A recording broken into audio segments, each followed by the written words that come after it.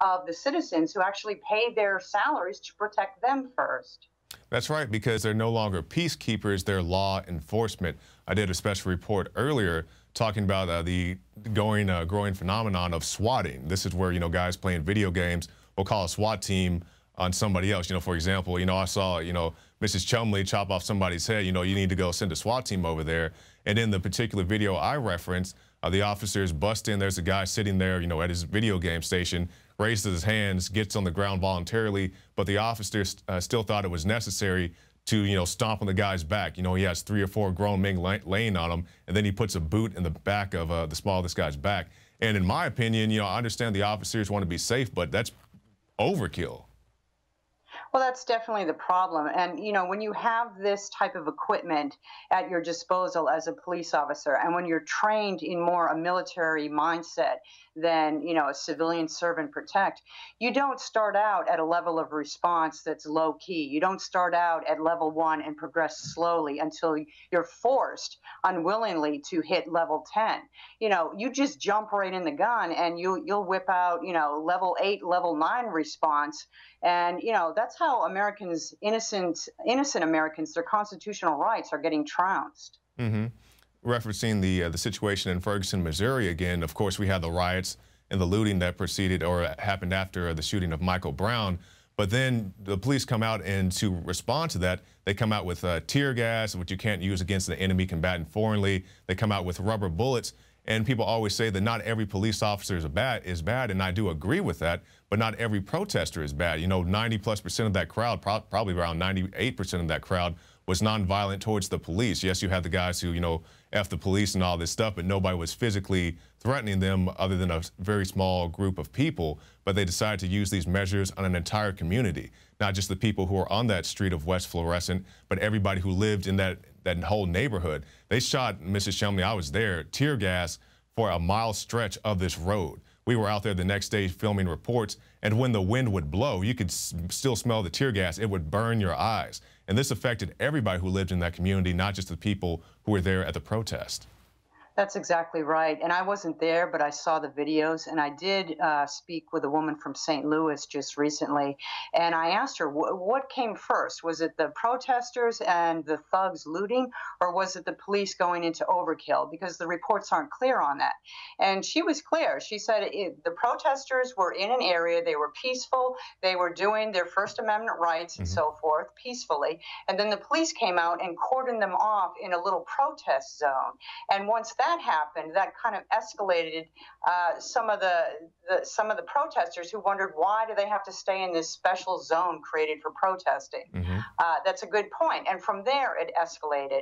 So, what came out of Ferguson, the police may have been justified in defending themselves from Molotov cocktails, but I don't think they were justified in bringing out the armored vehicles with the 50 cal mounted on top, when protesters, like you said, 98% of them were just protesting peacefully. Mm-hmm.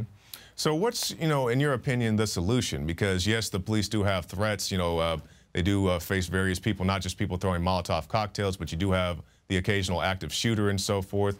But we see the heavy armor, the MRAPs, the fully assault rifles that some of these guys carry. Is any of this justified in any type of situation?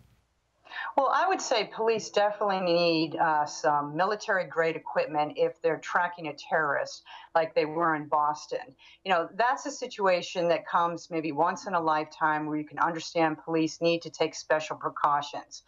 Some of this equipment may be justified in a hostage situation, but certainly, and this is what angers most Americans, when you're just doing a routine police mission, when you're serving a warrant on a drug suspect, especially a drug suspect who's not actually a dealer, but just using drugs for his own personal recreational use.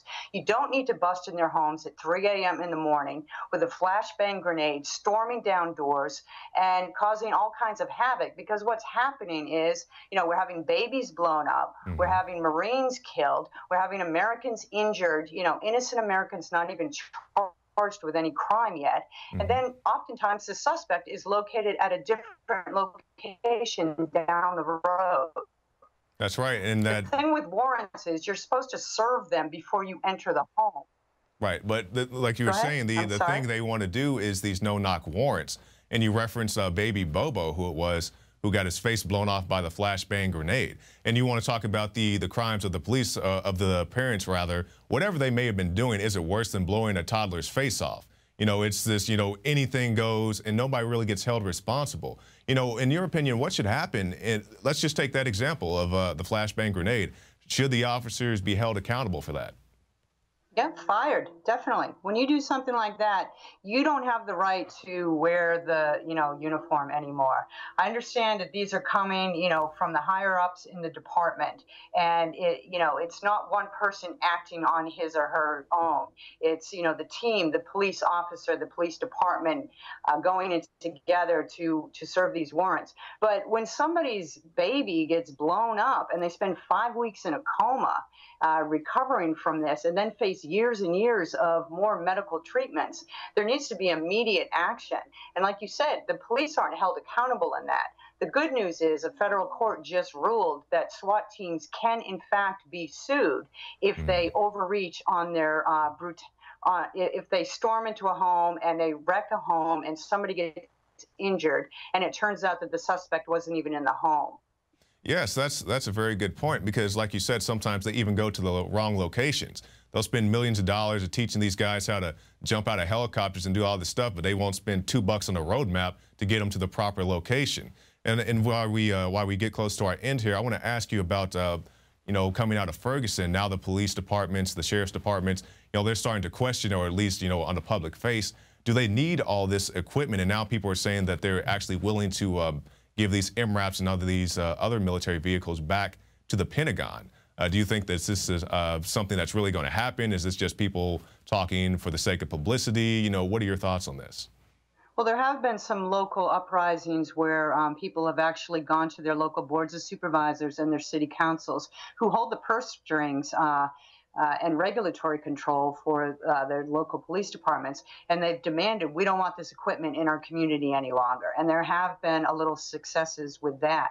But I think this equipment would be better off being used on the border. Give it to the border states. Give it to Custom and Bureau Protection agents. Let maybe even local police departments down there store the equipment for Border Patrol uses. It's certainly good equipment to have, but for more militarized reasons, not to execute drug warrants and so forth on innocent Americans. That's right. Now, Ms. Chumley, as we end, can you tell us how people can keep up with your work, and also the best part about your book? What do people need to know about Police State USA? Well, about Police State USA, the basic premise is, we are losing our God-given rights, and in its place are coming government-granted rights. And my book, it's not conservative versus liberal. Republicans and Democrats both are angry by a lot of these issues. And they can find my book at Amazon, Barnes & Nobles, and WND Books. And if you want to keep up with my work, just read the Washington Times. All right, Cheryl Chumley, thank you for your time, miss. Thank you. Well, that's it for this edition of the InfoWars Nightly News, but stop by PrisonPlanet.tv and get yourself a 15-day free trial. You can get the Alex Jones Show, the Nightly News, the special reports, the rants, and so much more at PrisonPlanet.tv. And be sure to join us Monday for a special Labor Day broadcast chronicling some of the most important reports that we filed this year. I'm Jakari Jackson for the InfoWars Nightly News, and we'll see you again soon. The facts are in. The studies are legion. Sodium fluoride and other toxic members of the fluoride family are devastating the health and cognitive ability of the American people. So why are the social engineers adding it to the water? Simple. Dumb down the host population that the parasitic technocracy is feeding on. We may not have been able to get fluoride out of the water supply yet, but we can help to get it out of our bodies. I am extremely excited to announce the exclusive InfoWars Life Fluoride Shield formulation, fusing 6 of the best documented ingredients from around the world to help the body remove not just toxic fluoride residues from the body, but a whole host of toxic substances. Let's take a stand against the globalists by blocking their poisons with Fluoride Shield. I use Fluoride Shield every day. Secure your Fluoride Shield and other pioneering formulations at InfoWarsLife.com today. Let's start cleansing our bodies now and support the InfoWar at the same time. That's InfoWarsLife.com. You are watching the INFOWARS Nightly News, which airs 7 p.m. Central at INFOWARSnews.com. Members can share their passcodes with up to 11 other people, and your support is helping us defend liberty worldwide.